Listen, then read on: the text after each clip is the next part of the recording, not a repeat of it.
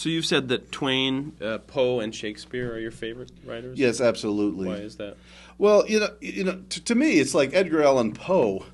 His use of language was just so phenomenal, and the originality of his work. This guy wasn't trying to. This guy, there's the difference between being an artist, and being a hack. And a hack typically says, okay, I know what worked already. I'm going to do something that's really close and try to make some money. That's what a hack is. Poe was like, no. I see the world. I have my own opinions about it. And I want to show the world, what writing can rise to, And Poe said that he's the greatest writer of all time. And, hey, I think I'd probably agree with that. Even though he only wrote, about a half a dozen short stories that I would consider classics, and only about a half a dozen poems that I consider classics. But they're so daring, they're so innovative, they're so original, and they're so phenomenal, they're so flawless. It's like I just have to give it to him, even over Shakespeare and Twain. And, Shakespeare, I love Shakespeare because, he really, even though Shakespeare followed the same stage play format, Act 1, Act 2, Act 3, Act 4. Introduction, introduce the characters, following action, climax, following action again, conclusion. Each of his plays followed that 4-act structure, without exception. But whereas Poe didn't really do that. He experimented a lot more and made it work, which is even more impressive. It's like I tell people, for making a movie like Nell, which I thought was terrible, but you took a risk, and it didn't work. But it was an interesting failure. It's like, my hat's off to you, for taking that risk. My hat's off, but it still didn't work. It's still a bad film, but I respect you for trying, Yeah, I wasn't a big fan of that one. Yeah, I thought it was a terrible movie, but I respected, the daring and innovation of the film, Mm-hmm. So I was like, okay, interesting failure, But I'm going to praise you for that, even though I didn't like the film, and I wouldn't recommend people watch it, except to learn from it, Does a person have to suffer for their craft? Not really. A lot of writers do. I mean, I certainly have suffered a lot in my lifetime. I think it's a myth to say you have to suffer for your craft. What you really need to do is get out in the world and experience, something of life. But I mean, a lot of writers have suffered and suffered terribly. Shakespeare fell upon hard times early in his life. So did Mark Twain. So did Edgar Allan Poe.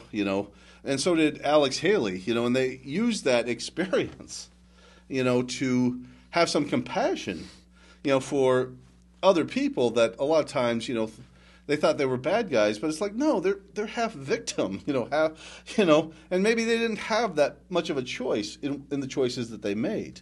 You look at Mark Twain's character of Injun Joe in his novel, Tom Sawyer.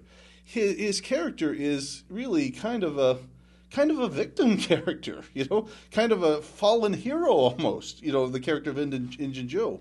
He's made a lot of bad choices, but he didn't have any good options to start with, and it's like you kind of feel some pity for him at the same time, even though he's kind of a scary and dangerous guy, and then that was his brilliance as a writer, to make you look at the world in a new way.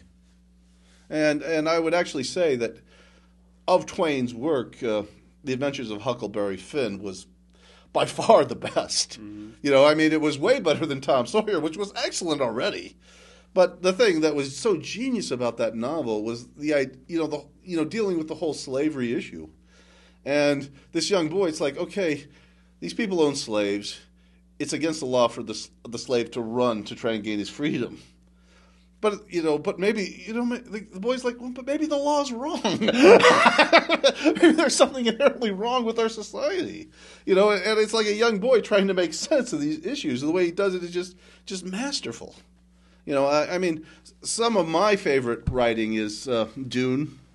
I like science fiction, Ray Bradbury's Illustrated Man, Martian Chronicles. I mean, it's funny because if you look at the classics, you look at the really great stuff, there isn't that much of it if you think about it. I mean, if I had to list, a lot of people list, certain things as classics in the science fiction genre. I've read some of Bradbury's stuff, and I got to tell you, I'm like, stick with the short stories and stick with Illustrated Man and stick with The Martian Chronicles, because a lot of his other novels, I thought they were pretty bad, to be honest with you. And I thought the people who praised him, I thought, yeah, I think you're doing it because you like The Martian Chronicles. I don't think you'll really like this one that much. I really didn't think it was that. A lot of his other stuff I didn't think was that good. And it's like even a lot of Poe's stuff. A lot of his other stuff, it's good. Or it's okay, but it's not a classic. It's not brilliant. Right. It's like when that happens, it's so magical when you see that happen. I mean, to achieve a cult classic is a huge accomplishment, don't get me wrong. But to actually achieve a genuine classic, is almost like, winning the gold medal at the Olympics. It's just phenomenal. Well, how do you feel about teaching to students the genre and formula writing? Well, I think it's a huge mistake myself. I think it's an absolute mistake. And they do it in colleges now, and it's like, I go to the video store and I look down the aisle and it's like this movie looks like the movie next to it, which looks like the movie next to it, the movie next to it, and so on and so forth. And, and I'm working with guys like Mike Gainafrido, and, we're saying the same thing. It's like, no, we want to do something that looks different. We want to do something that feels different. So I think that's an absolute mistake. And my feeling on it is, okay, let them try and figure out what the genre is. And if they figure it out wrong, all the better, because that's what happened with Dan O'Banion with Alien. You see what I'm saying? He didn't understand the science fiction genre. He didn't understand the horror genre. And he made something that was far better than what was already there before.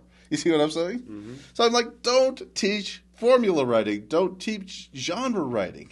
I mean, it's okay to learn some of the principles and concepts. I mean, it's not going to hurt you. But teach them, if you are going to teach them that, teach them to break the rules and show them examples of films that broke the rules and made it work. Like Johnny Depp in Dead Man, which was an anti-Western Western.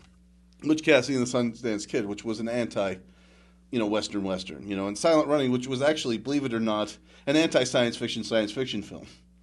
But it got so ripped off after it came out that it became the standard. So it wasn't an anti-science fiction film anymore. This was how you do it now. That's a good point. Yeah.